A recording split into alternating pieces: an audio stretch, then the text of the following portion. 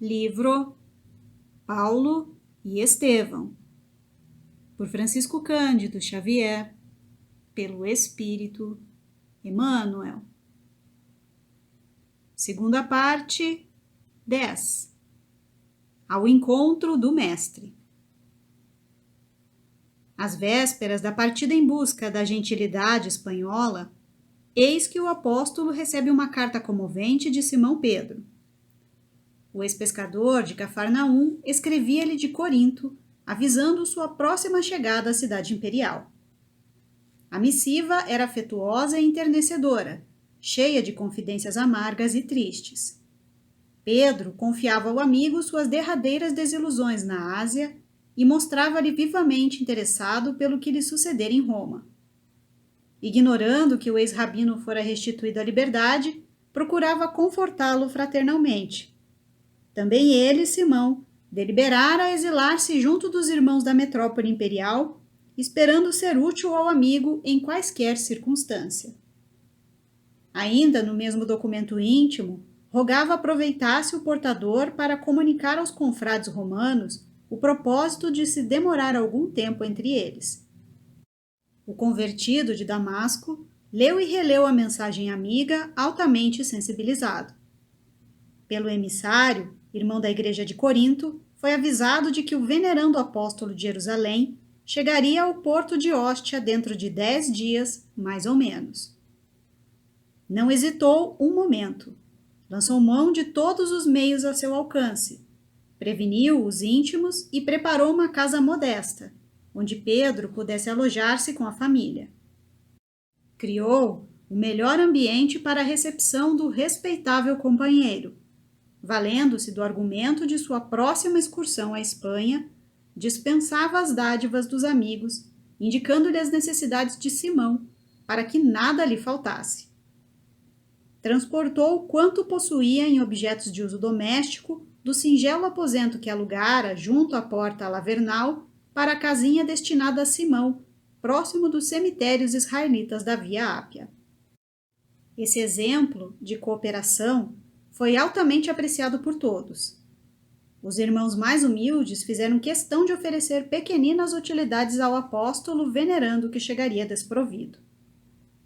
Informado de que a embarcação entrava no porto, o ex-rabino largou-se pressurosamente para Hóstia. Lucas e Timóteo, sempre em sua companhia, junto de outros cooperadores devotados, o amparavam nos pequenos acidentes do caminho, dando-lhe o braço aqui e ali. Não fora possível organizar uma recepção mais ostensiva. A perseguição surda aos adeptos do Nazareno apertava o cerco por todos os lados. Os últimos conselheiros honestos do imperador estavam desaparecendo. Roma assombrava-se com a enormidade e quantidade de crimes que se repetiam diariamente. Nobres figuras do patriciado e do povo eram vítimas de atentados cruéis. A atmosfera de terror dominava todas as atividades políticas e, no cômputo dessas calamidades, os cristãos eram os mais rudemente castigados em vista da atitude hostil de quantos se acomodavam com os velhos deuses e se regalavam com os prazeres de uma existência dissoluta e fácil. Os seguidores de Jesus eram acusados e responsabilizados por quaisquer dificuldades que sobrevinham. Se caía uma tempestade mais forte, devia-se o fenômeno aos adeptos da nova doutrina. Se o inverno era mais rigoroso, a acusação pesava sobre eles, porquanto ninguém, como os discípulos do crucificado, havia desprezado tanto os santuários da crença antiga, abominando os favores e os sacrifícios aos numes tutelares. A partir do reinado de Cláudio, espalhavam-se lendas torpes a respeito das práticas cristãs. A fantasia do povo, ávido das distribuições de trigo nas grandes festas do circo, imaginava situações inexistentes, gerando conceitos extravagantes e absurdos com relação aos crentes do Evangelho. Por isso mesmo, desde o ano de 58, os cristãos imbeles eram levados ao circo como escravos revolucionários ou rebeldes que deveriam desaparecer. A opressão agravara-se dia a dia. Os romanos mais ou menos ilustres, pelo nome ou pela situação financeira, que simpatizavam com a doutrina do Cristo, continuavam indenes de públicos vexames. Mas os pobres, os operários, os filhos da plebe, eram levados ao martírio às centenas. Assim, os amigos do Evangelho não prepararam nenhuma homenagem pública à chegada de Simão Pedro. Ao invés, procuraram dar ao fato um cunho todo íntimo, de maneira a não despertar represárias de esbirros da situação. Paulo de Tarso estendeu o braço ao velho amigo de Jerusalém, tomado de alegria. Simão trouxera a esposa e os filhos, além de João. Sua palavra generosa estava cheia de novidades para o apóstolo do gentilismo. Em poucos minutos ficou sabendo da morte de Tiago e das novas torturas infligidas pelo Sinédrio à igreja de Jerusalém. O velho pescador contava as últimas peripécias da sua sorte bem-humorado. Comentava os testemunhos mais pesados com um sorriso nos lábios e intercalava toda a narrativa de louvores a Deus. Depois de reportar-se as lutas que empenhara em muitas e repetidas peregrinações, contava ao ex-rabino que se refugiara alguns dias em Éfeso, junto de João, sendo acompanhado pelo filho de Zebedeu até Corinto, onde resolveram demandar a capital do império. Paulo, por sua vez, relatou as tarefas recebidas de Jesus nos últimos anos, e era de ver-se o otimismo e a coragem desses homens que, inflamados do espírito messiânico e amoroso do Mestre, comentavam as desilusões e as dores do mundo como láureas da vida. Depois das suaves alegrias do reencontro, o grupo se encaminhou discretamente para a casinha reservada a Simão Pedro e sua família. O ex-pescador, sentindo a excelência da acolhida carinhosa, não encontrava palavras para traduzir os júbilos da alma. Como Paulo, quando chegou a Pousoles, tinha a impressão de estar num mundo diferente daquele em que vivera até então. Com a sua chegada, recrudesceram os serviços apostólicos, mas o pregador do gentilismo não abandonou a ideia de ir à Espanha. Alegando que Pedro substituiria com vantagem, deliberou embarcar no dia pré-fixado num pequeno navio que se destinava à costa gaulesa. Não valeram amistosos protestos, nem mesmo a insistência de Simão para que adiasse a viagem. Acompanhado de Lucas, Timóteo e Demas, o velho advogado dos gentios partiu ao amanhecer de um dia lindo, cheio de projetos generosos. A missão visitou parte das Gálias, dirigindo-se ao território espanhol, demorando-se mais na região de Tortosa. Em toda parte, a palavra e feitos do apóstolo ganhavam novos corações para o Cristo, multiplicando os serviços do Evangelho e renovando as esperanças populares à luz do reino de Deus. Em Roma, todavia, a situação prosseguia cada vez mais grave. Com a perversidade de Tigelino à frente da prefeitura dos pretorianos, acentuara-se o terror entre os discípulos de Jesus. Faltava somente um edito em que os cidadãos romanos, simpatizantes do Evangelho, fossem condenados publicamente, porque os libertos, os descendentes de outros povos e os filhos da plebe já enchiam as prisões. Simão Pedro, como figura de relevo do movimento, não tinha descanso. Não obstante a fadiga natural da senectude, procurava atender a todas as necessidades emergentes. Seu espírito poderoso sobrepunha-se a todas as vicissitudes e desempenhava os mínimos deveres com devotamento máximo à causa da verdade. Assistia aos doentes, pregava nas catacumbas, percorria longas distâncias, sempre animoso e satisfeito.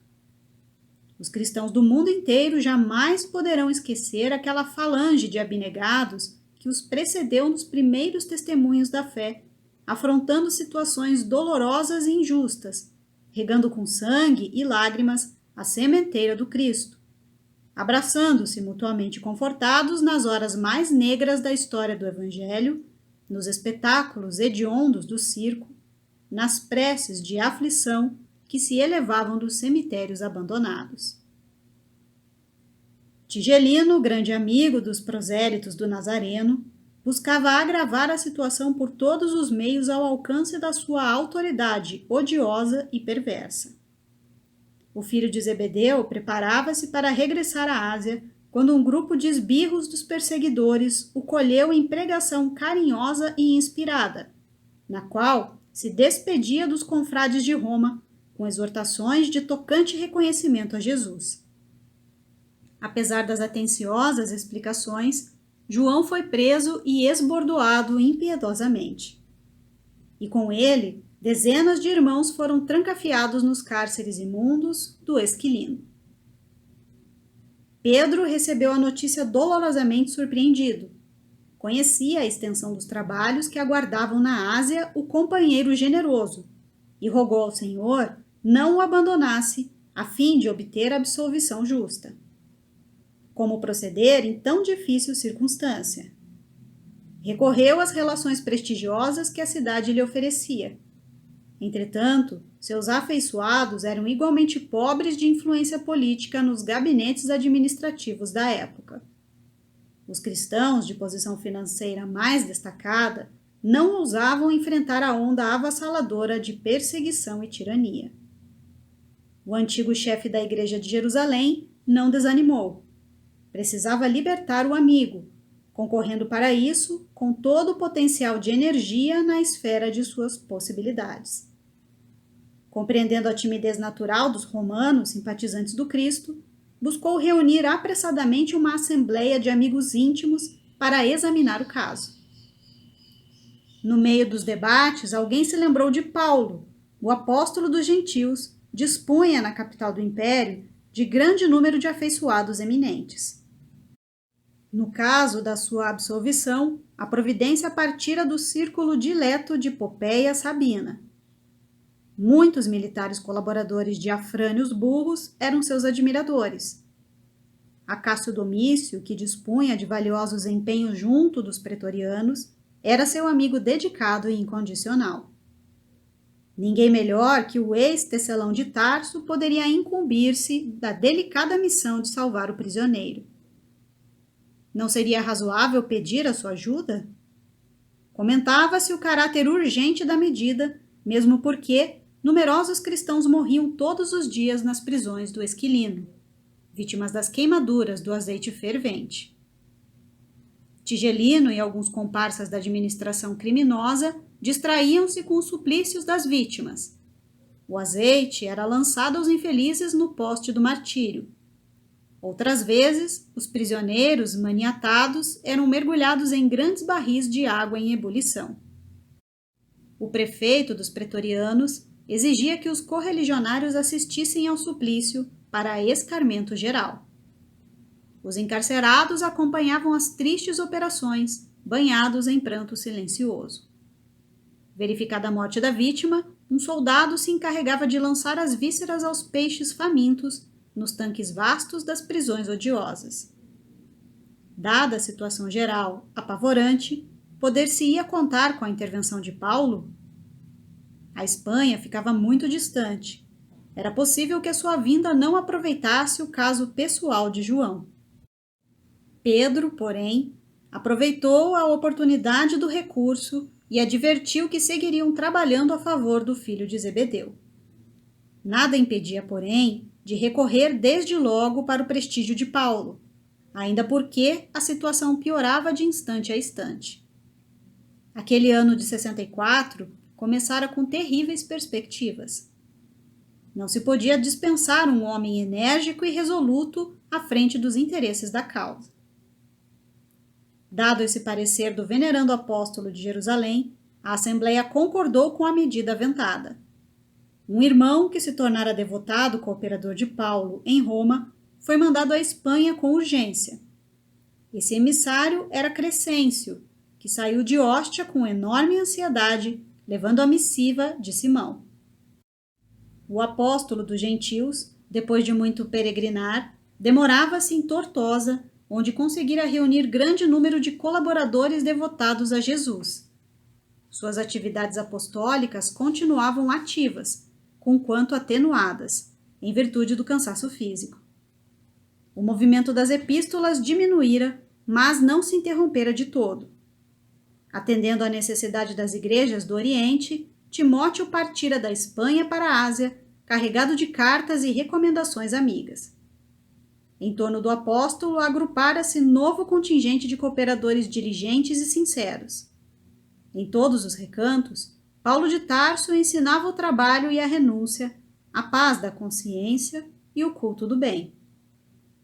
Quando planejava novas viagens na companhia de Lucas, eis que surge em Tortosa o mensageiro de Simão. O ex-rabino lê a carta e resolve regressar à cidade imperial imediatamente.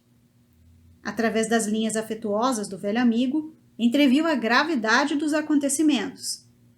Além disso, João necessitava voltar à Ásia. Não ignorava a influência benéfica que ele exercia em Jerusalém. Em Éfeso, onde a igreja se compunha de elementos judaicos e gentios, o filho de Zebedeu fora sempre um vulto nobre e exemplar, indene de espírito sectarista. Paulo de Tarso passou em revista as necessidades do serviço evangélico entre as comunidades orientais e concluiu pela urgência do regresso de João, deliberando intervir no assunto sem perda de tempo. Como de outras vezes, nada valeram as considerações dos amigos no tocante ao problema de sua saúde. O homem enérgico e decidido, apesar dos cabelos brancos, mantinha o mesmo ânimo resoluto, elevado e firme que o caracterizara na mocidade distante. Favorecido pela grande movimentação de barcos nos princípios de maio de 64, não lhe foi difícil retornar ao porto de Óstia junto dos companheiros. Simão Pedro recebeu-o enternecido. Em poucas horas, o convertido de Damasco conhecia a situação intolerável criada em Roma pela ação delituosa de Tigelino. João continuava encarcerado, apesar dos recursos levados aos tribunais. O antigo pescador de Cafarnaum, em significativas confidências, revelava ao companheiro que o coração lhe prestigiava novas dores e testemunhos cruciantes. Um sonho profético anunciava-lhe perseguições e provas ásperas. Numa das últimas noites, contemplaram um quadro singular, em que a cruz de proporções gigantescas parecia evolver com a sua sombra toda a família dos discípulos do Senhor. Paulo de Tarso ouviu-o com interesse, manifestando-se de inteiro acordo com seus pressentimentos. Apesar dos horizontes carregados, deliberaram uma ação conjunta para libertar o filho de Zebedeu. Corria o mês de junho. O ex-rabino desdobrou-se em atividades intensas. Procurou a Cássio Domício, solicitando sua intervenção e valimento. Mais ainda, considerando que as providências morosas poderiam redundar num fracasso, auxiliado por amigos eminentes, procurou avistar-se com numerosos áulicos da corte imperial, chegando à presença de Popeia Sabina, a fim de rogar seus bons ofícios no caso do filho de Zebedeu. A célebre favorita ouviu-lhe a confidência com enorme surpresa. Aquelas revelações de uma vida eterna, aquela concepção da divindade, assustavam-na. Embora inimiga declarada dos cristãos, dada a simpatia que mantinha pelo judaísmo, Popeia impressionou-se com a figura ascética do apóstolo e com os argumentos de reforço ao seu pedido. Sem ocultar sua admiração, prometeu atendê-lo, apontando desde logo as providências imediatas. Paulo retirou-se esperançoso da absolvição do companheiro, porque Sabina prometera libertá-lo dentro de 3 dias. Voltando à comunidade, deu ciência aos irmãos da entrevista que tivera com a favorita de Nero. Mas, terminada a exposição, notou algo surpreso que alguns companheiros reprovavam sua iniciativa. Pediu então que o esclarecessem e justificassem quaisquer dúvidas. Surgiram fracas considerações que ele acolheu com a sua inesgotável serenidade. Alegava-se que não era louvável dirigir-se a uma cortesã dissoluta para impetrar um favor. Semelhante proceder afigurava-se defeso aos seguidores do Cristo. Popeia era mulher de vida notadamente dissoluta. Banqueteava-se nas orgias do Palatino. Caracterizava-se por sua luxúria escandalosa. seria razoável pedir-lhe proteção para os discípulos de Jesus? Paulo de Tarso aceitou as mofinas arguições com beatífica paciência e objetou sensatamente: respeito e acato a vossa opinião, mas, antes de tudo, considero necessário libertar João. Fosse eu o prisioneiro e não haveria de julgar o caso tão urgente e tão grave. Estou velho, alquebrado, e, portanto, melhor me fora, e mais útil, quiçá, meditar na misericórdia de Jesus através das grades do cárcere. Mas João está relativamente moço, é forte e dedicado. O cristianismo da Ásia não pode dispensar-lhe a atividade construtiva até que outros trabalhadores sejam chamados à semeadura divina. Com referência às vossas dúvidas, porém, cumpre-me aduzir um argumento que requer ponderação. Por que considerais imprópria uma solicitação à Popeia Sabina? Teríeis a mesma ideia se me dirigisse a Tigelino ou ao próprio imperador? Não serão eles vítimas da mesma prostituição que estigmatiza as favoritas da sua corte? Se combinasse com o militar embriagado, do Palatino, as providências imprescindíveis à libertação do companheiro, talvez aplaudisse-eis meu gesto sem restrições. Irmãos, é indispensável compreender que a derrocada moral da mulher quase sempre vem da prostituição do homem. Concordo em que Popeia não é a figura mais conveniente ao feito, em virtude das inquietações da sua vida. Entretanto, é a providência que as circunstâncias indicaram e nós precisamos libertar o devotado discípulo do Senhor. Aliás, procurei valer-me de semelhantes recursos, recordando a exortação do Mestre, na qual recomenda ao homem granjear amigos com as riquezas da iniquidade.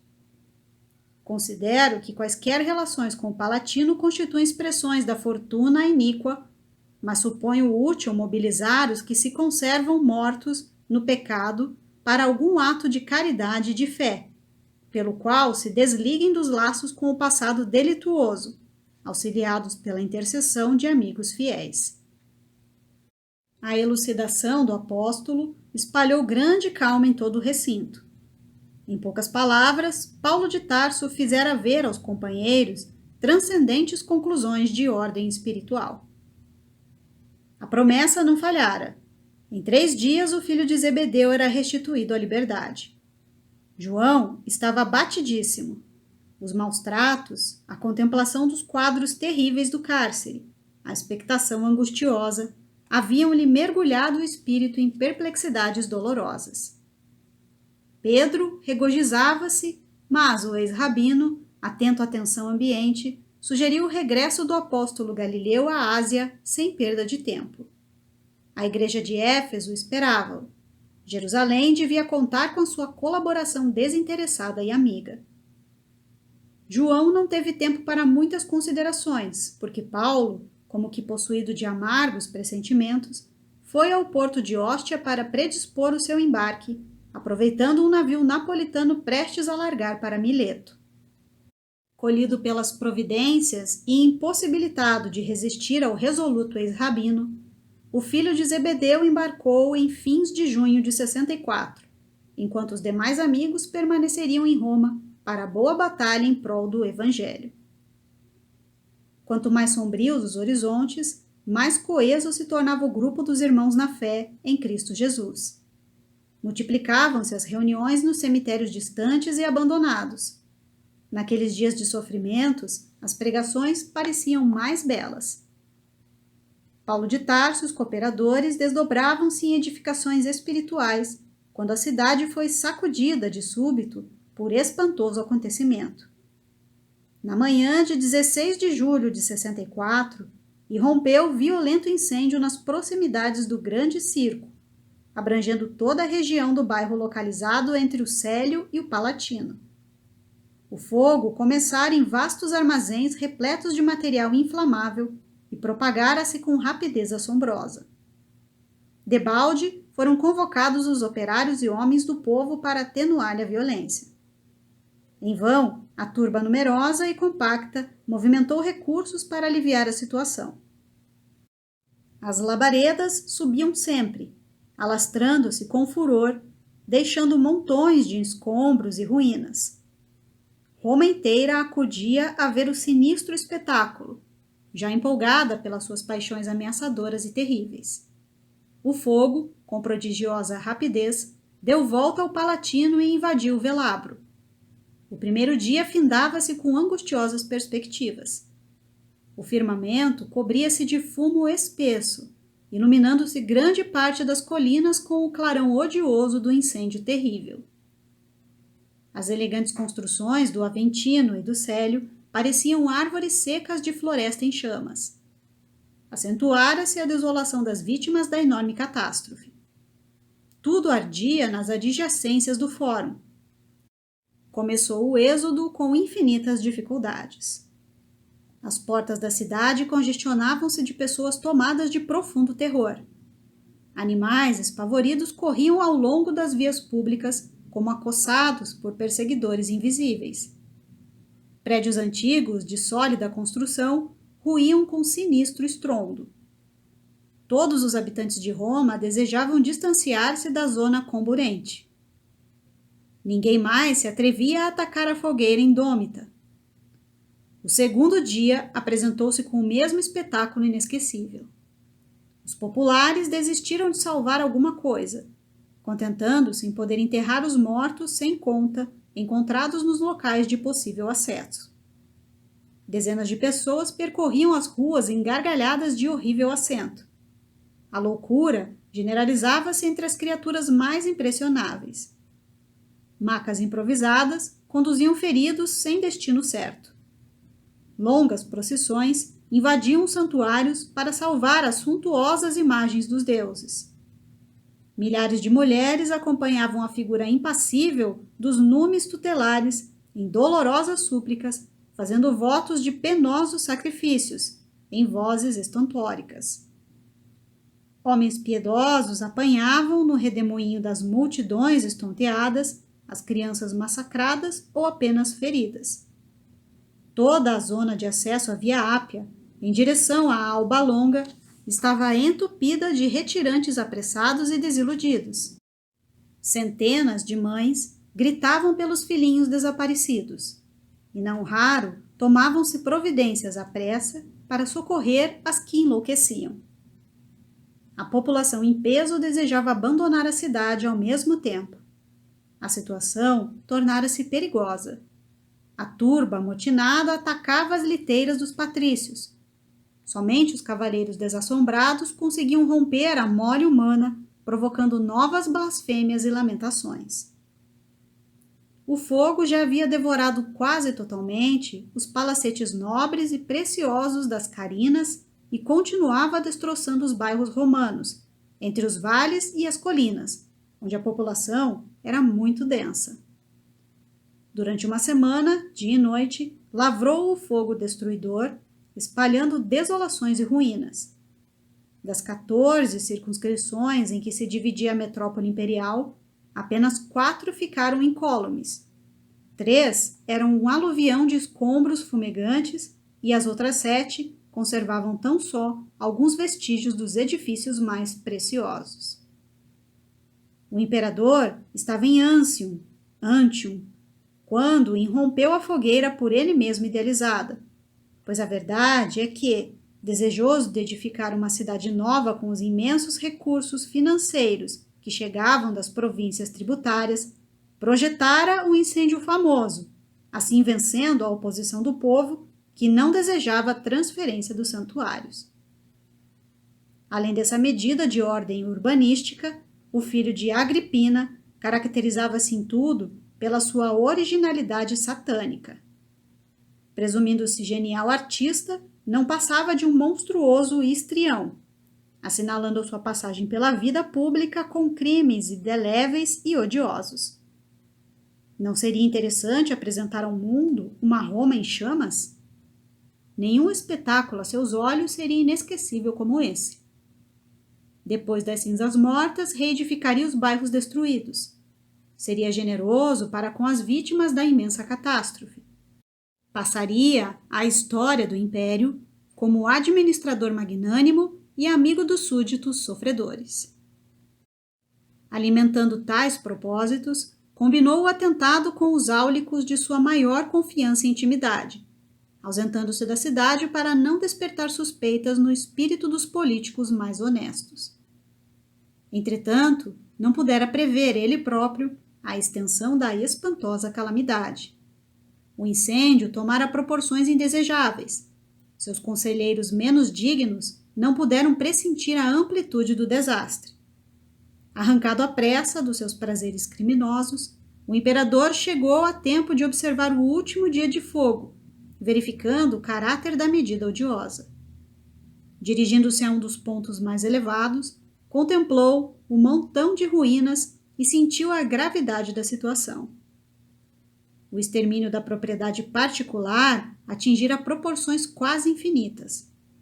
Não se pudera prever tão dolorosas consequências. Reconhecendo a irritação justa do povo, Nero procurou falar em público, esboçando algumas lágrimas na sua profunda capacidade de dissimulação. Prometeu auxiliar a restauração das casas particulares, declarou que compartilhava do sofrimento geral e que Roma se levantaria novamente sobre os escombros fumigantes, mais imponente e mais bela. Imensa multidão ouvia-lhe a palavra, atenta aos seus mínimos gestos. O imperador, na sua mímica teatral, assumia atitudes comovedoras. Referia-se aos santuários perdidos, debulhado em pranto. Invocava a proteção dos deuses a cada frase de maior efeito. A turba sensibilizara-se. Jamais César se mostrara tão paternalmente comovido. Não seria razoável duvidar das suas promessas e observações. Em dado instante, a sua palavra vibrou mais patética e expressiva. Comprometia-se solenemente com o povo a punir inexoravelmente os responsáveis.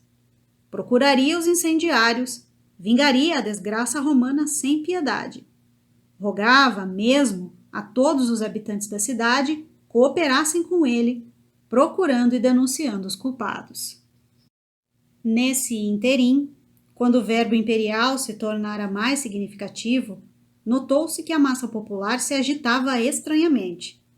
Maioria esmagadora irmanava-se agora num grito terrível. Cristãos, às feras! Às feras! O filho de Agripina encontrara a solução que procurava.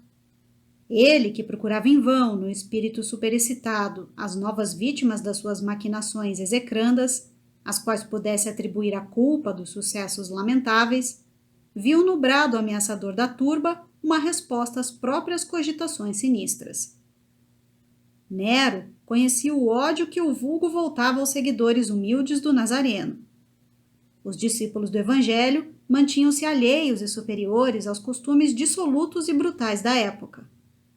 Não frequentavam os circos, afastavam-se dos templos pagãos, não se prosternavam diante dos ídolos, nem aplaudiam as tradições políticas do império. Além disso, pregavam ensinamentos estranhos e pareciam aguardar um novo reino. O grande histrião do Palatino sentiu uma onda de alegria invadir-lhe os olhos míopes e congestos. A escolha do povo romano não poderia ser melhor.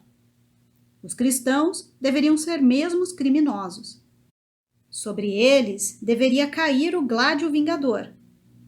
Trocou um olhar inteligente com Tigelino, como a exprimir que haviam apanhado ao acaso a solução imprevista, e logo afirmou à massa enfurecida que tomaria providências imediatas para reprimir os abusos e castigar os culpados da catástrofe. Finalmente, que o incêndio seria considerado crime de lesa majestade e sacrilégio, para que os castigos também fossem excepcionais.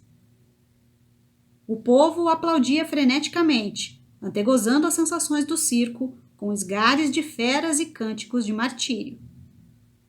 A nefanda acusação pesou sobre os discípulos de Jesus como fardo hediondo. As primeiras prisões realizaram-se como flagelo maldito. Numerosas famílias refugiaram-se nos cemitérios e nos arredores da cidade meio destruída, receosas dos algozes implacáveis. Praticava-se toda espécie de abusos. Jovens indefesas eram entregues nos cárceres ao instinto feroz de soldados sem entranhas. Anciães responsáveis conduzidos à enxovia sob algemas e pancadas. Os filhos arrancados do colo maternal entre lágrimas e apelos comovedores. Tempestade sinistra caíra sobre os seguidores do crucificado, que se submetiam a punições injustas, de olhos postos no céu. De nada valeram para Nero as ponderações dos patrícios ilustres que ainda cultivavam as tradições de prudência e honestidade. Quantos se aproximavam da autoridade imperial com a valiosa contribuição de alvitres justos eram declarados suspeitos, agravando a situação. O filho de Agripina e seus áulicos imediatos deliberaram que se oferecesse ao povo o primeiro espetáculo no princípio de agosto de 64, como positiva demonstração das providências oficiais contra os supostos autores do nefando atentado. As demais vítimas, isto é, todos os prisioneiros que chegassem ao cárcere depois da festa inicial, serviriam de ornamento aos futuros regozijos, à medida que a cidade pudesse recompor-se com novas construções em perspectiva. Para isso, determinara-se a reedificação imediata do grande circo. Antes de atender às próprias necessidades da corte, o imperador desejava as simpatias do povo ignorante e sofredor, alimentando o que pudesse satisfazer seus estranhos caprichos.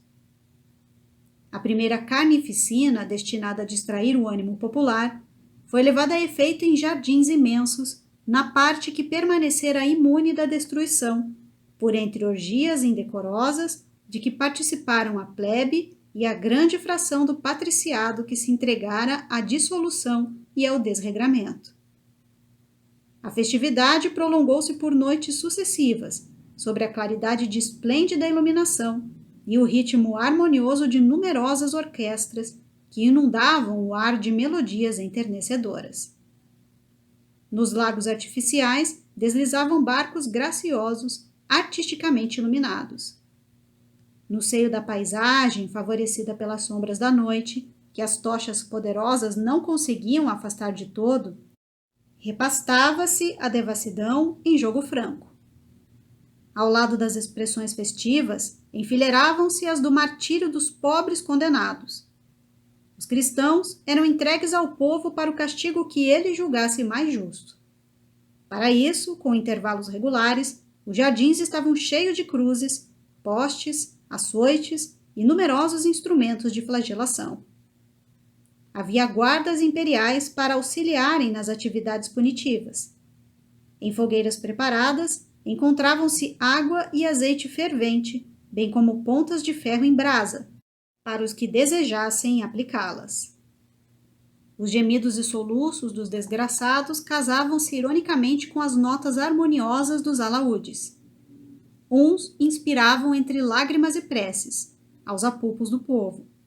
Outros entregavam-se estoicamente ao martírio, contemplando o céu alto e estrelado.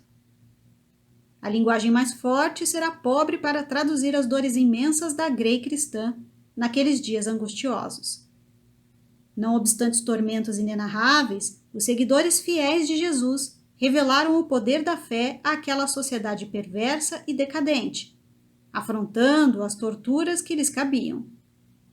Interrogados nos tribunais em momento tão trágico, declaravam abertamente sua confiança em Cristo Jesus, aceitando os sofrimentos com humildade por amor ao seu nome.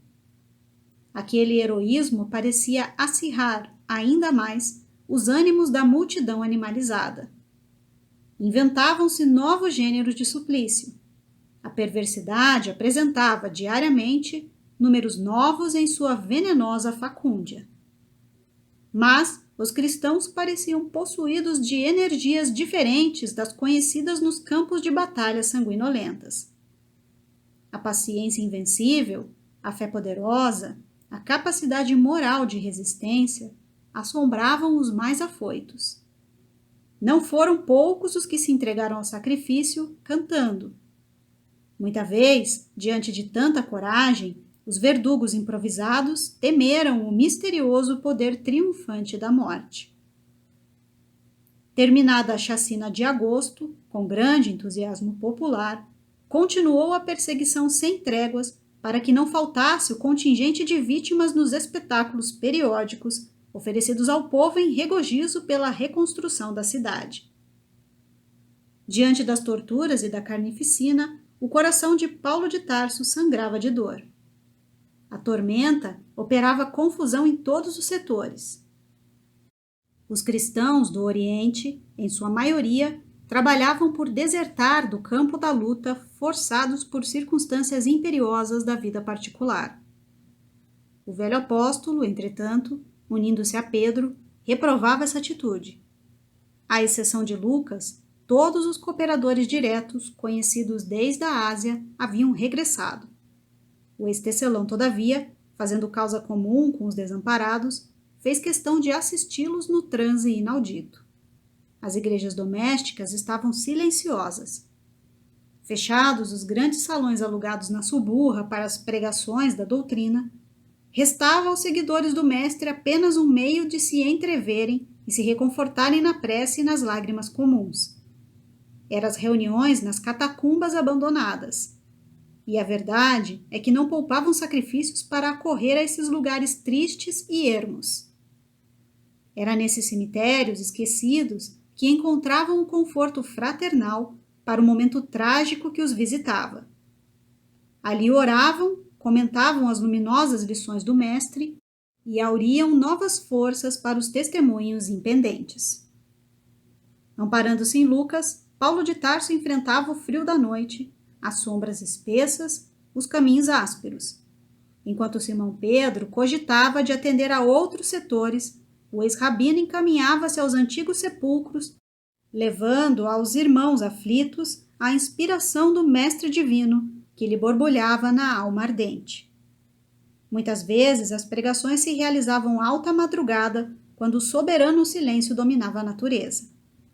Centenas de discípulos escutavam a palavra luminosa do velho apóstolo dos gentios, experimentando o poderoso influxo da sua fé. Nesses recintos sagrados, o convertido de Damasco associava-se aos cânticos que se misturavam de prantos dolorosos. O Espírito santificado de Jesus, nesses momentos, parecia pairar na fronte daqueles mártires anônimos, infundindo-lhes esperanças divinas. 2 meses haviam decorrido após a festa hedionda e o movimento de prisões aumentava dia a dia. Esperavam-se grandes comemorações. Alguns edifícios nobres do Palatino, reconstruídos em linhas sóbrias e elegantes, reclamavam homenagens dos poderes públicos. As obras de reedificação do grande circo estavam adiantadíssimas. Era imprescindível programar festejos condignos. Para esse fim, os cárceres estavam repletos. Não faltariam figurantes para cenas trágicas. Projetavam-se naumaquias pitorescas, bem como caçadas humanas no circo, em cuja arena seria igualmente representadas peças famosas de sabor mitológico. Os cristãos oravam, sofriam e esperavam. Certa noite, Paulo dirigia aos irmãos a palavra afetuosa no comentário do Evangelho de Jesus. Seus conceitos pareciam mais que nunca divinamente inspirados. As brisas da madrugada penetravam a caverna mortuária, que se iluminava de algumas tochas bruxelantes. O recinto estava repleto de mulheres e crianças, ao lado de muitos homens embuçados. Depois da pregação comovedora, ouvida por todos com os olhos molhados de lágrimas, o ex-tecelão de Tarso perorava solícito. Sim, irmãos, Deus é mais belo nos dias trágicos. Quando as sombras ameaçam o caminho, a luz é mais preciosa e mais pura. Nestes dias de sofrimento e morte, quando a mentira destronou a verdade e a virtude foi substituída pelo crime, lembremos Jesus no madeiro infamante. A cruz tem para nós uma divina mensagem. Não desdenhemos o testemunho sagrado quando o Mestre, não obstante imáculo, só alcançou neste mundo batalhas silenciosas e sofrimentos indefiníveis.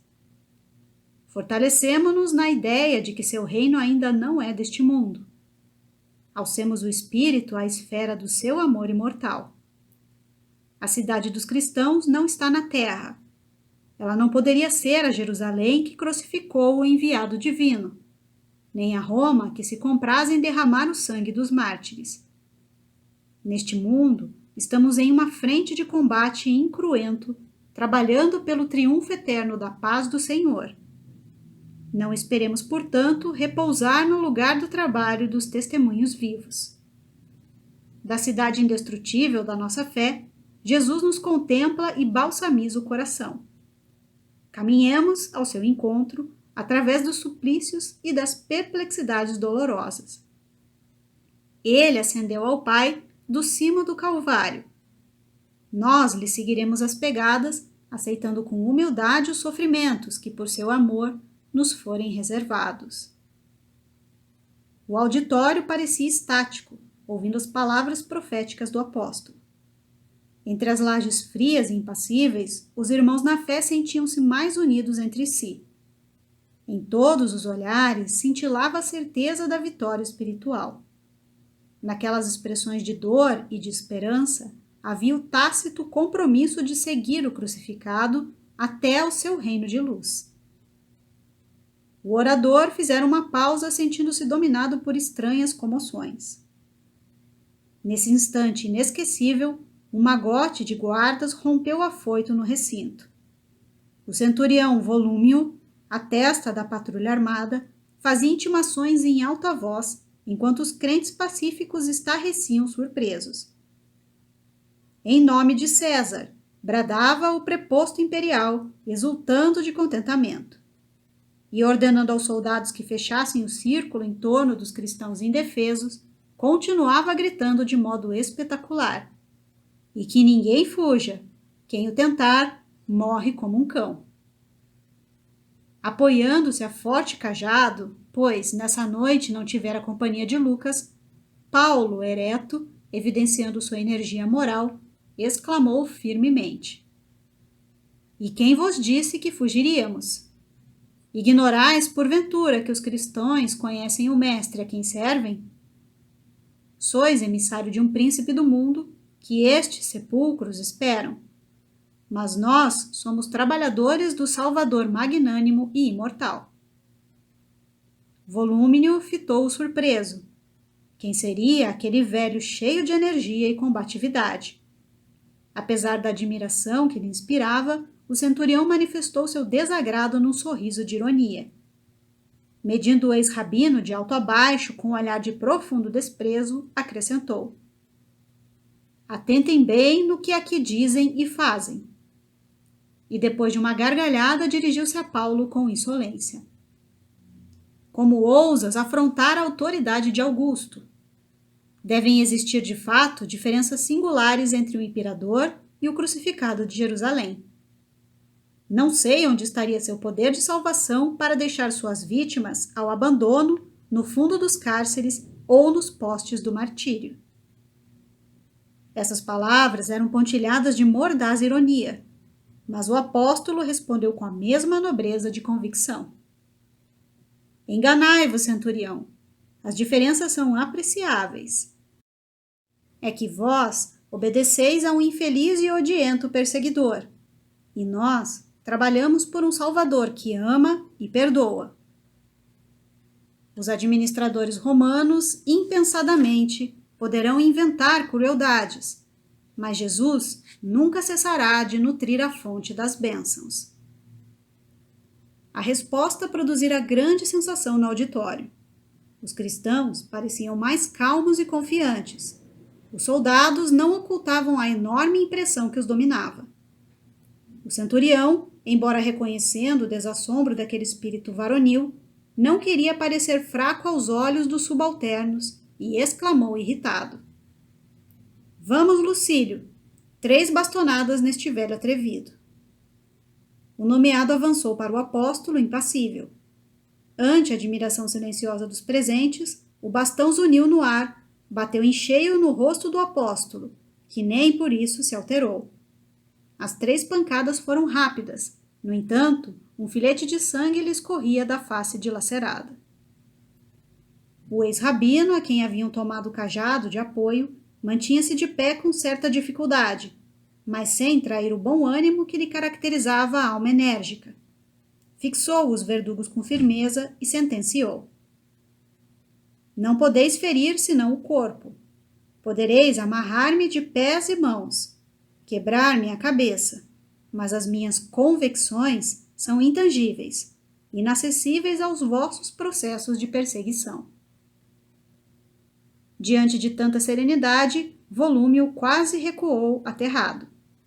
Não podia compreender aquela energia moral que se lhe deparava aos olhos cheios de espanto. Começava a acreditar que os cristãos, desprotegidos e anônimos, retinham um poder que a sua inteligência não lograva atingir. Impressionando-se com semelhante resistência, organizou à pressa as filas dos pobres perseguidos, que, humildes, obedeciam sem vacilar. O velho apóstolo tarcense tomou lugar entre os prisioneiros sem trair o mínimo gesto de enfado ou rebeldia. Observando atentamente a conduta dos guardas, exclamou, quando se deslocava o bloco de vítimas e verdugos, ao primeiro contato com o relento frio da madrugada: Exigimos o máximo respeito para com as mulheres e crianças. Ninguém ousou responder à observação, articulada em tom grave de advertência. O próprio Volúmio parecia obedecer inconscientemente às ademoestações daquele homem de fé poderosa e invencível. O grupo marchou em silêncio, atravessando as estradas desertas, chegando à prisão marmetina quando listravam o horizonte os primeiros clarões da aurora. Atirados previamente num pátio escuro, até serem alojados individualmente nas divisões gradeadas e infectas, os discípulos do Senhor aproveitaram esses rápidos momentos para conforto mútuo, para trocarem ideias e conselhos edificantes. Paulo de Tarso, todavia, não descansou. Solicitou audiência ao administrador da prisão, prerrogativa conferida ao seu título de cidadania romana, sendo prestes atendido. Expôs sua doutrina sem rebuços e, impressionando a autoridade com seu verbo fluente e sedutor, encareceu as providências atinentes ao seu caso, pedindo a presença de vários amigos, como Acácio Domício e outros, para deporem no concernente a sua conduta e antecedentes honestos. O administrador vacilava na resolução a tomar. Tinha ordens terminantes de recolher ao cárcere todos os componentes de assembleias que se filiassem à crença perseguida e execrada. No entanto, as determinações de ordem superior continham certas restrições, no sentido de preservar, de algum modo, os humilhores, aos quais a corte oferecia recursos de liberdade caso prestassem juramento a Júpiter, abjurando a Cristo Jesus. Examinando os títulos de Paulo e conhecendo, através de seus informes verbais, as prestigiosas relações de que podia dispor nos círculos romanos, o chefe da prisão marmetina resolveu consultar Acácio Domício sobre as providências cabíveis do caso. Nota de Emmanuel: humilhores eram as pessoas de condição humilde sem qualquer título de dignidade social.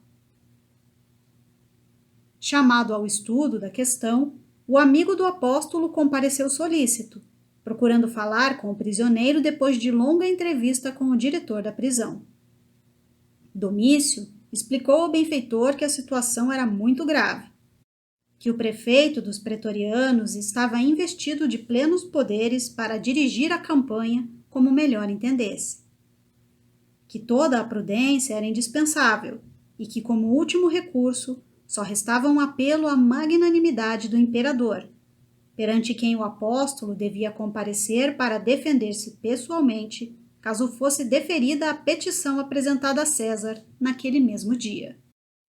Ouvindo essas ponderações, o ex-rabino recordou que uma noite, em meio à tempestade, entre a Grécia e a ilha de Malta, ouvira a voz profética de um mensageiro de Jesus, que lhe anunciava o comparecimento perante César, sem esclarecer os motivos do evento. Não seria aquele o momento previsto? milhares de irmãos estavam presos ou em extrema desolação. Acusados de incendiários, não haviam encontrado uma voz firme e resoluta que lhes advogasse a causa com o preciso desassombro. Percebia em Acácio a preocupação pela sua liberdade, mas, por trás das insinuações delicadas, havia um convite discreto para que ocultasse a sua fé perante o imperador, na hipótese de ser admitido à real entrevista. Compreendia os receios do amigo, mas, intimamente, desejava alcançar a audiência de Nero, a fim de esclarecê-lo quanto aos sublimes princípios do cristianismo. Constituir-se-ia advogado dos irmãos perseguidos e desditosos. Afrontaria de face a tirania ovante. Clamaria pela retificação do seu ato injusto. Se fosse novamente preso, voltaria ao cárcere com a consciência edificada no cumprimento de um sagrado dever. Depois de rápida meditação sobre a conveniência do recurso que lhe parecia providencial, insistiu com Domício para que o patrocinasse com os empenhos ao seu alcance. O amigo do apóstolo multiplicou atividades pessoais para alcançar os fins em vista. Valendo-se do prestígio de todos os que viviam em condições de subalternidade junto do imperador, conseguiu a desejada audiência para que Paulo de Tarso se defendesse, como convinha, no apelo direito à autoridade de Augusto. No dia aprazado, foi conduzido entre guardas à presença de Nero, que o recebeu curioso num vasto salão onde costumava reunir os favoritos ociosos da sua corte criminosa e excêntrica. Interessava-lhe a personalidade do ex-rabino. Queria conhecer o homem que mobilizara grande número de seus íntimos para apoiar-lhe o recurso. A presença do apóstolo dos gentios causou-lhe enorme decepção. Que valor poderia ter aquele velho insignificante e franzino? Ao lado de Tigelino e de outros conselheiros perversos, fixou ironicamente a figura de Paulo. Era incrível tamanho interesse em torno de uma criatura tão vulgar.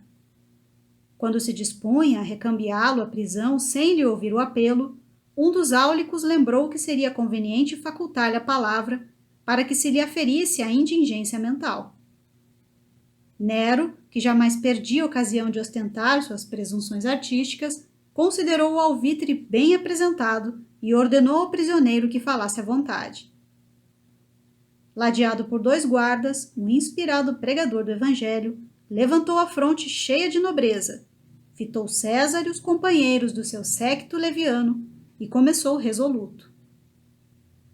Imperador dos romanos, compreendo a grandeza desta hora em que vos falo, apelando para os vossos sentimentos de generosidade e justiça.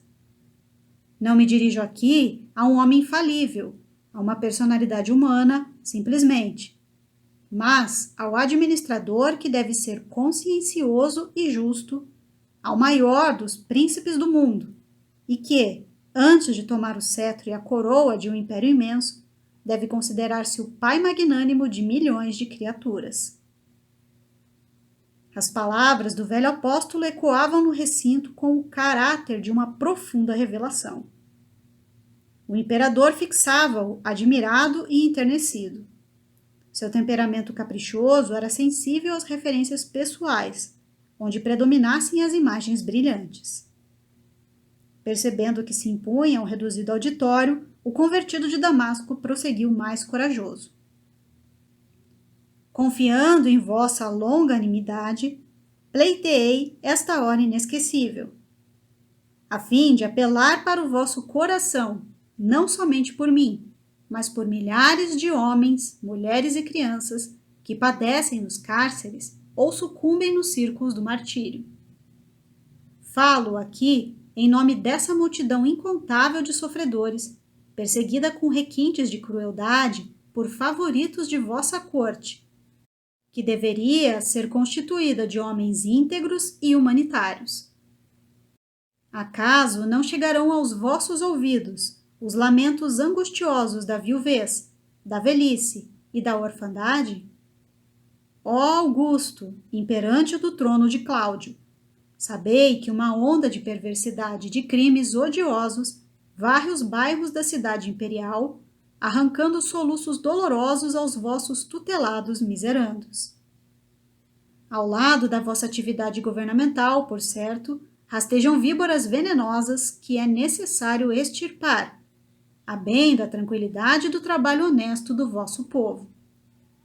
Esses cooperadores perversos desviam vossos esforços do caminho reto, espalham terror entre as classes desfavorecidas da sorte, ameaçam os mais infelizes. São eles os acusadores dos prosélitos de uma doutrina de amor e redenção. Não acrediteis no embuste dos seus conselhos que ressumam crueldade.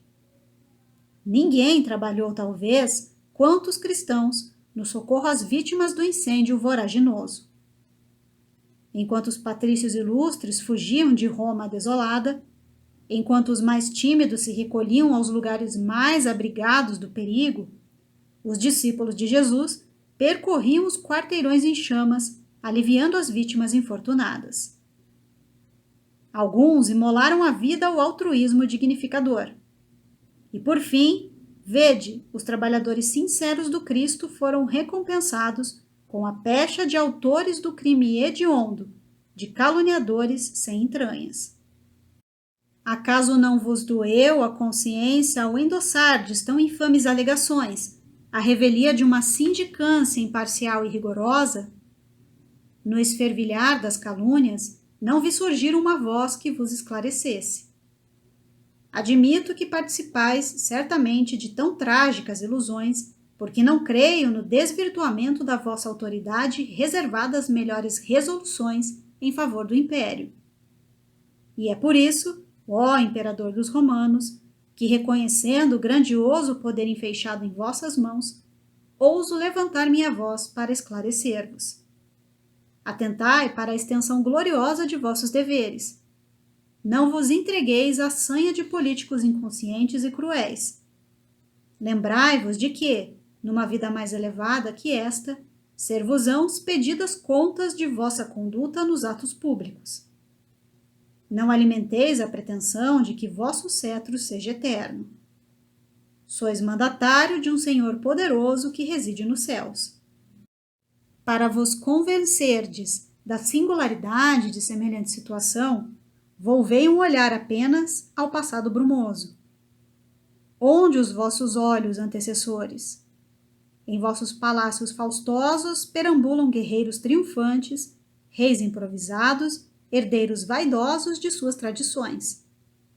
Onde estão eles? A história nos conta que chegaram ao trono com os aplausos delirantes das multidões. Vinham soberbos, ostentando magnificências nos carros de triunfo, decretando a morte dos inimigos, adornando-se com os despojos sangrentos das vítimas. Entretanto, bastou um sopro para que resvalassem do esplendor do trono para a escuridão do sepulcro. Uns partiram pelas consequências fatais dos próprios excessos destruidores.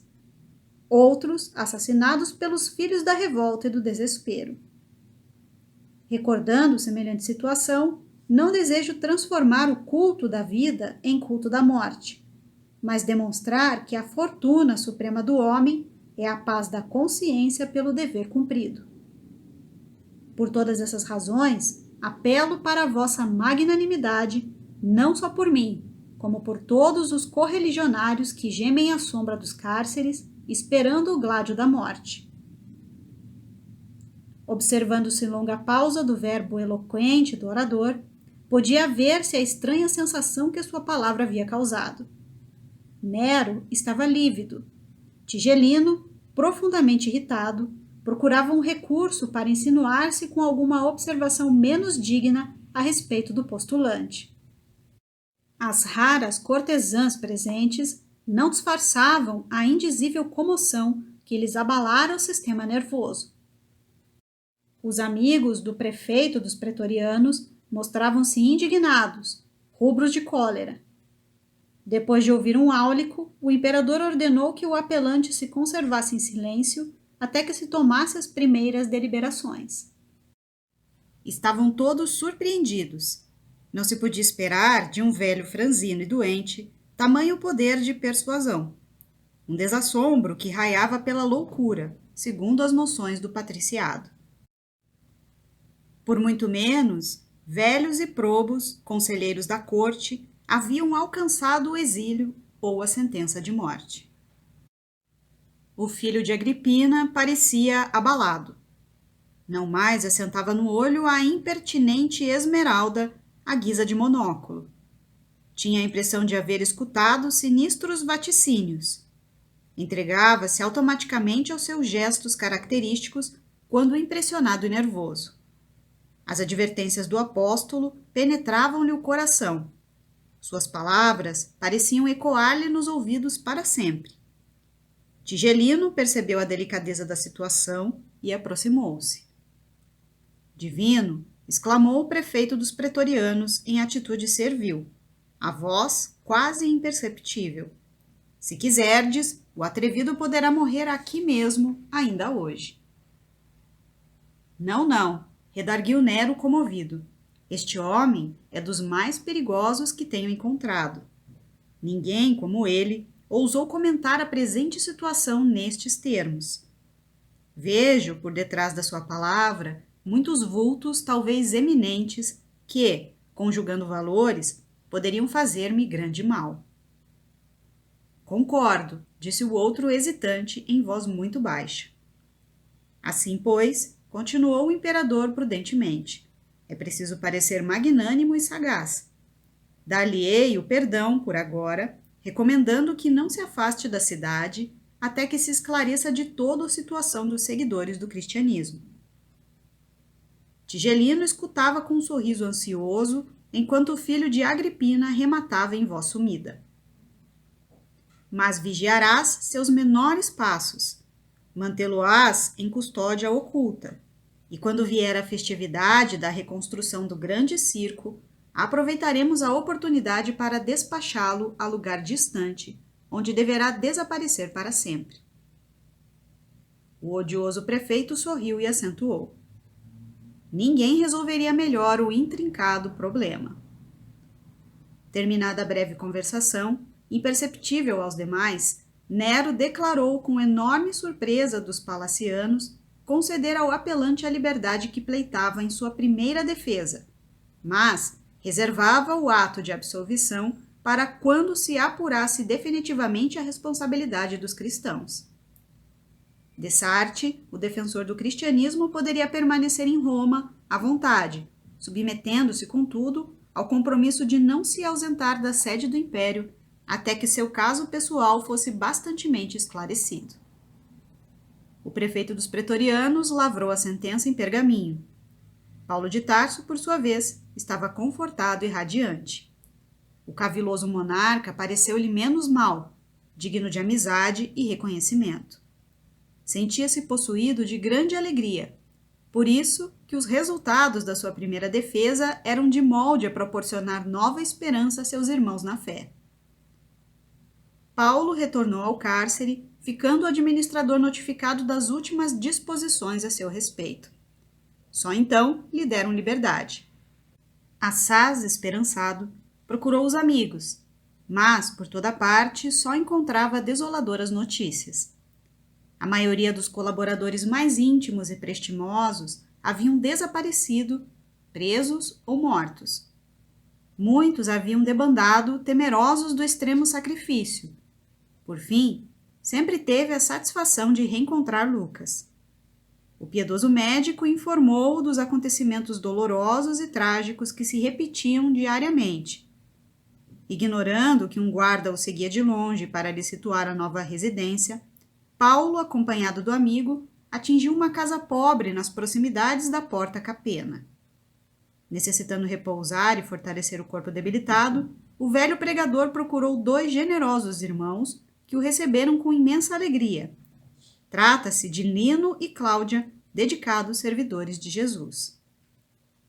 O apóstolo dos gentios instalou-se no lar pobre com a obrigação de comparecer à prisão marmetina de 3 em 3 dias até que se aclarasse a situação de modo definitivo.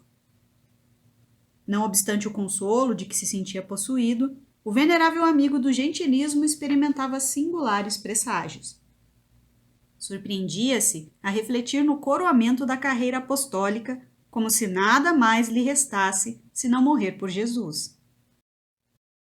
Combatia tais pensamentos pelo propósito de continuar propugnando a difusão dos ensinamentos evangélicos.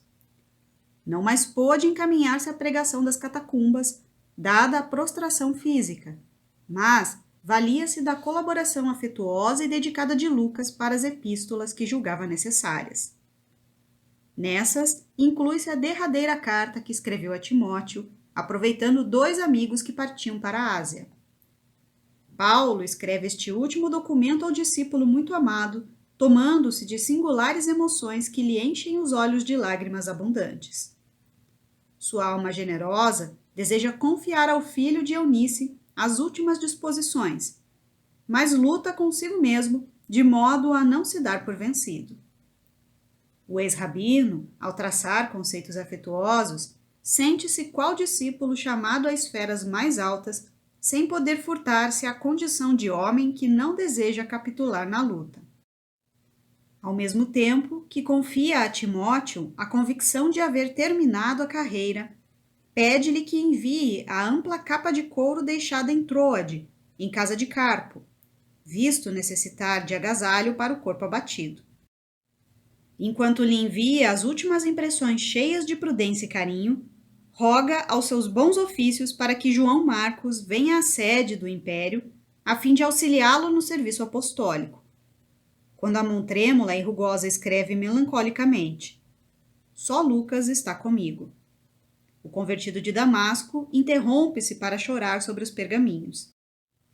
Nesse instante, porém, sente afagar-lhe a fronte um como flabelo de asas que adejassem de leve.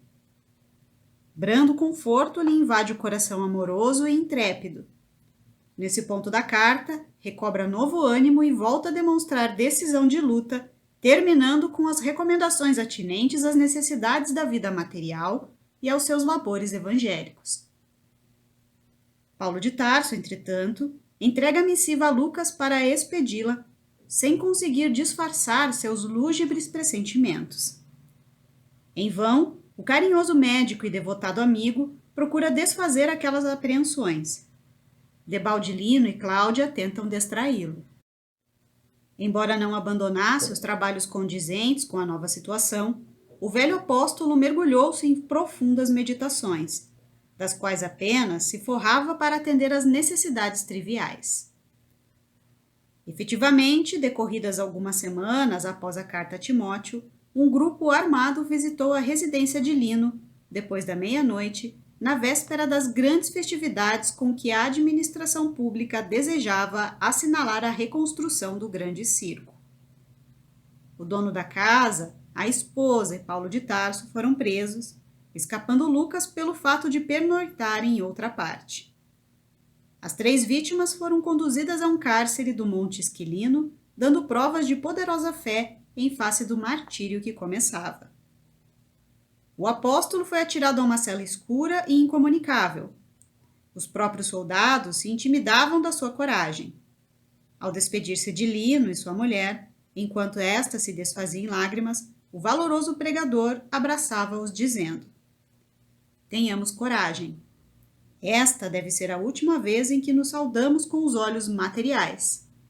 Mas havemos de avistar-nos no reino do Cristo.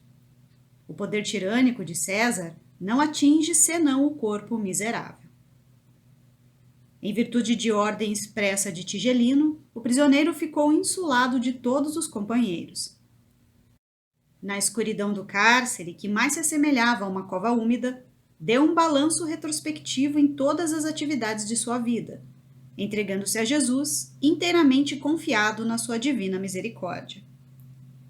Desejou sinceramente permanecer junto dos irmãos, que, por certo, se destinavam aos espetáculos nefandos do dia imediato, esperando com eles comungar a hóstia dos martírios quando chegasse a hora extrema.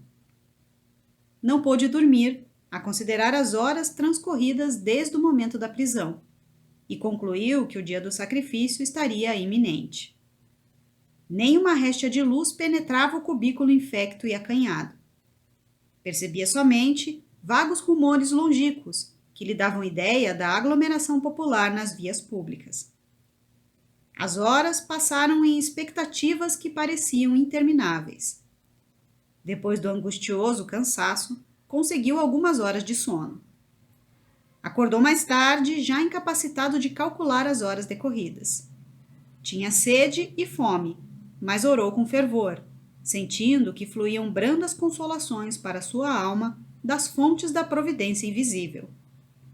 No fundo, estava preocupado com a situação dos companheiros. Um guarda o informara de que enorme contingente de cristãos seria levado ao circo e ele sofria por não ter sido chamado a perecer com os irmãos na arena do martírio por amor a Jesus. Mergulhado nessas reflexões, não tardou a sentir que alguém abria cautelosamente a porta da enxovia. Conduzido ao exterior, o ex-rabino defrontou 6 homens armados que o aguardavam junto de um veículo de regulares proporções. Ao longe, no horizonte pontilhado de estrelas, delineavam-se os tons maravilhosos da madrugada próxima. O apóstolo, silencioso, obedeceu à escolta. Ataram-lhe as mãos calejadas brutalmente com grosseiras cordas. Um vigilante noturno, visivelmente embriagado, aproximou-se e escarrou-lhe na face. O ex-rabino recordou os sofrimentos de Jesus e recebeu um insulto sem revelar o mínimo gesto de amor próprio ofendido. Mais uma ordem tomou lugar no veículo, junto dos 6 homens armados que o observavam, admirados de tanta serenidade e coragem. Os cavalos trotaram lépidos como se quisessem atenuar a friagem úmida da manhã. Chegados aos cemitérios, que se enfileiravam ao longo da Via Ápia, as sombras noturnas se desfaziam quase completamente, auspiciando um dia de sol radioso.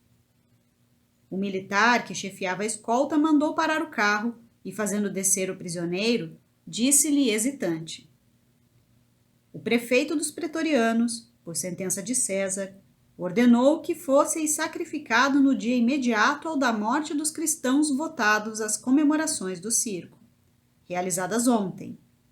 Deveis saber, portanto, que estáis vivendo os últimos minutos. Calmo, olhos brilhantes e mãos amarradas, Paulo de Tarso, mudo até então, exclamou, surpreendendo os verdugos com a sua majestosa serenidade: ciente da tarefa criminosa que vos incumbe desempenhar. Os discípulos de Jesus não temem os algozes que só lhes podem aniquilar o corpo. Não julgueis que vossa espada possa eliminar minha vida, de vez que, vivendo esses fugazes minutos em corpo carnal, isso significa que vou penetrar sem mais demora nos tabernáculos da vida eterna com o meu Senhor Jesus Cristo, o mesmo que vos tomará contas, tanto quanto a Nero e Tigelino. A patrulha sinistra estarrecia de assombro. Aquela energia moral, no momento supremo, era de molde a abalar os mais fortes. Percebendo a surpresa geral e cioso do seu mandato, o chefe da escolta tomou a iniciativa do sacrifício. Os demais companheiros pareciam desorientados, nervosos, trêmulos. O inflexível preposto de Tigelino, porém, ordenou ao prisioneiro que desse 20 passos à frente. Paulo de Tarso caminhou serenamente, embora no íntimo se recomendasse a Jesus, compreendendo a necessidade de amparo espiritual para o testemunho supremo. Ao chegar no local indicado, o secaz de Tigelino desembaiou a espada e, nesse instante, tremeu-lhe a mão, fixando a vítima e falando-lhe em tom quase imperceptível: lastimo ter sido designado para este feito, e intimamente não posso deixar de lamentar-vos. Paulo de Tarso, erguendo a fronte o quanto lhe era possível, respondeu sem hesitar: não sou digno de lástima. Tende antes compaixão de vós mesmo, porque morro cumprindo deveres sagrados em função de vida eterna, enquanto que vós ainda não podeis fugir às obrigações grosseiras da vida transitória. Chorai por vós, sim, porque eu partirei buscando o Senhor da paz e da verdade, que dá vida ao mundo. Ao passo que vós, Terminada a vossa tarefa de sangue, tereis de voltar à hedionda convivência dos mandantes de crimes tenebrosos de vossa época. O algoz continuava a fitá-lo com assombro, e Paulo, notando a tremura com que ele empunhava a espada, concitou resoluto. Não tremais, cumpri vosso dever até o fim. Um golpe violento fendeu-lhe a garganta, seccionando quase inteiramente a velha cabeça que se nevara aos sofrimentos do mundo. Paulo de Tarso caiu redondamente, sem articular uma palavra.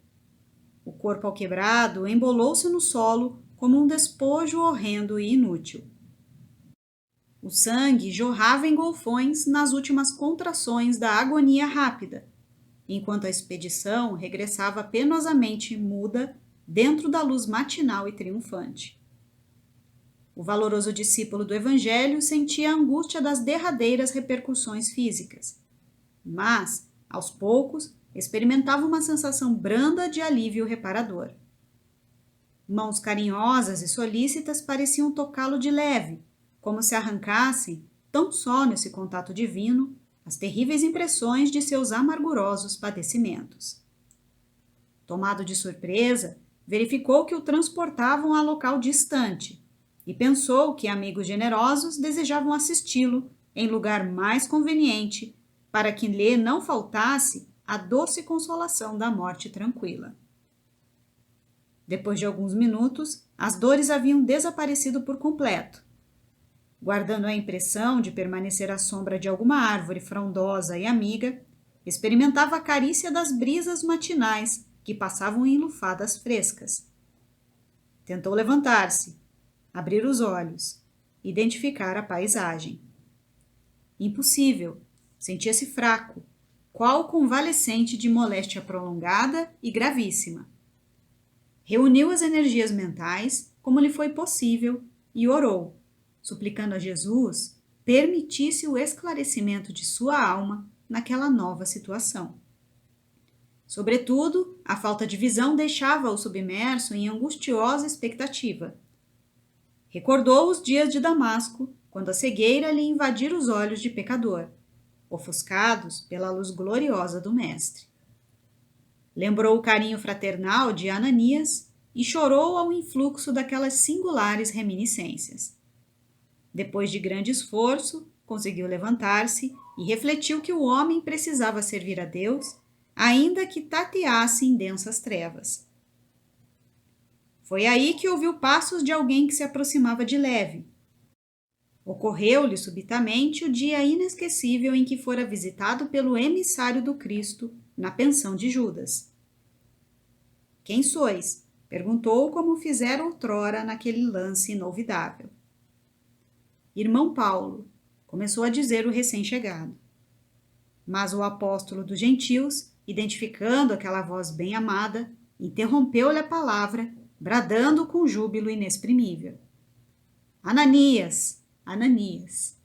E caiu de joelhos em pranto convulsivo.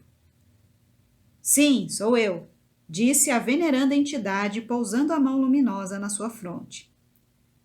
Um dia Jesus mandou que te restituísse a visão, para que pudesses conhecer o caminho áspero dos seus discípulos.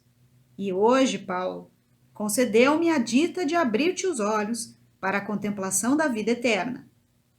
Levanta-te, já venceste os últimos inimigos, alcançaste a coroa da vida, atingiste novos planos de redenção. O apóstolo levantou-se afogado em lágrimas de jubilosa gratidão, enquanto Ananias, pousando a destra nos seus olhos apagados, exclamou com carinho. Vê, novamente em nome de Jesus. Desde a revelação de Damasco, dedicaste os olhos ao serviço do Cristo. Contempla agora as belezas da vida eterna para que possamos partir ao encontro do Mestre amado. Então, o devotado trabalhador do Evangelho reconheceu as maravilhas que Deus reserva aos seus cooperadores no mundo cheio de sombras.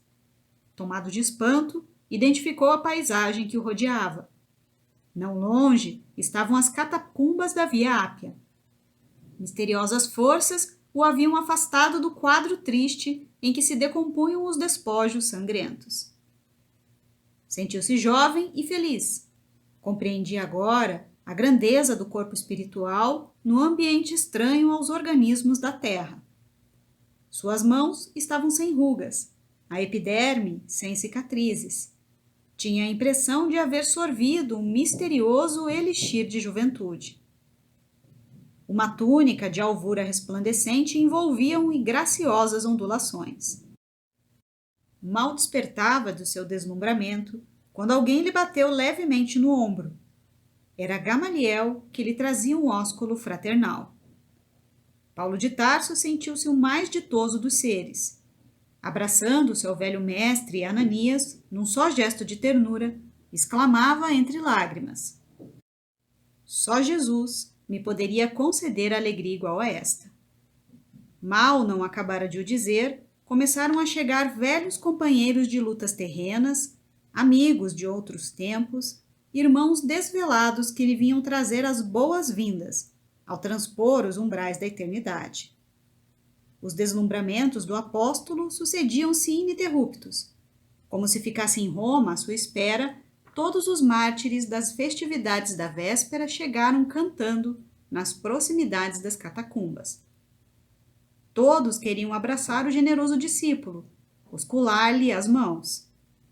Nesse interim, dando a impressão de nascerem maravilhosas fontes do mais além, ouviu-se uma cariciosa melodia acompanhada de vozes argentinas, que deviam ser angélicas.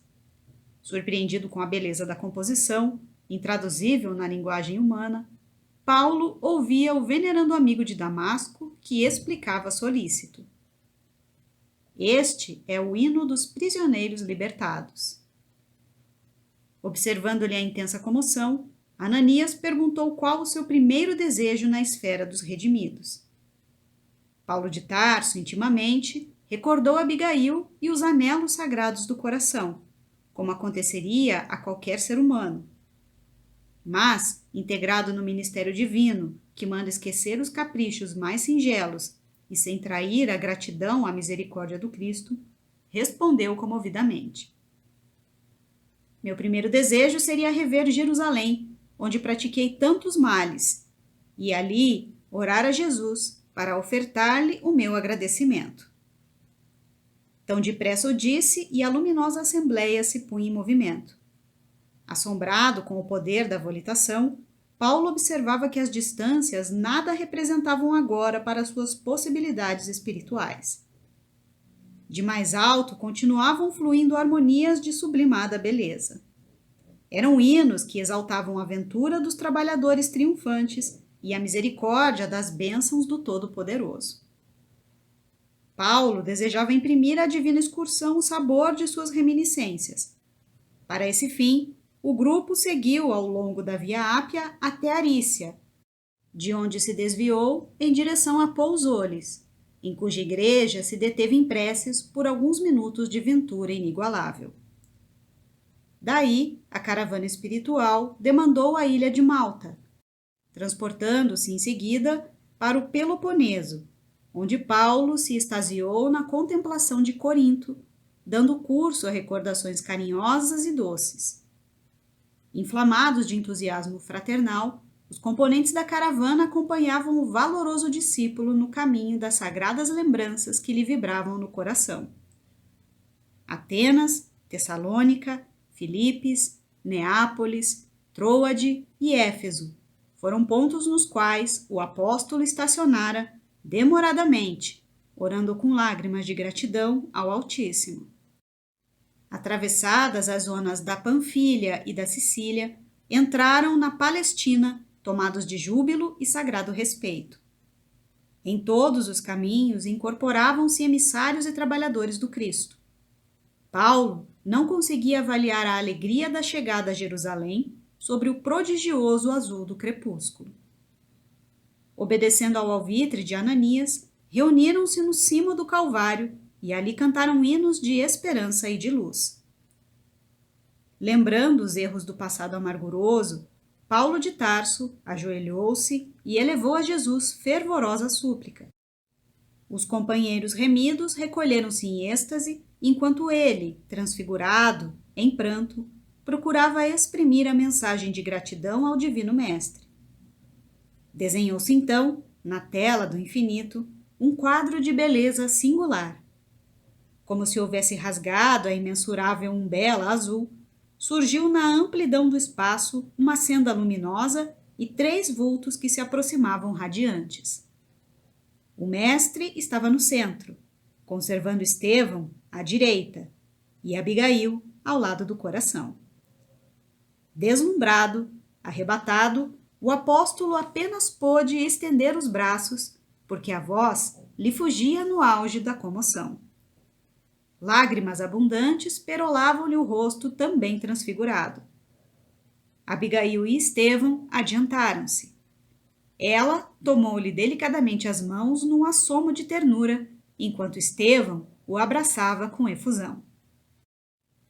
Paulo quis lançar-se nos braços dos 2 irmãos de Corinto, beijar-lhe as mãos no seu arroubo de ventura. Mas, qual a criança dócil que tudo devesse ao mestre dedicado e bom, procurou o olhar de Jesus para sentir-lhe a aprovação. O mestre sorriu, indulgente e carinhoso, e falou: Sim, Paulo, sê feliz. Vem agora a meus braços, pois é da vontade de meu Pai que os verdugos e os mártires se reúnam para sempre no meu reino. E assim unidos, ditosos, os fiéis trabalhadores do Evangelho da Redenção seguiram as pegadas do Cristo em demanda às esferas da verdade e da luz. Lá embaixo, Jerusalém contemplava embevecida o dilúculo vespertino, esperando o luar que não tardaria com os primeiros clarões.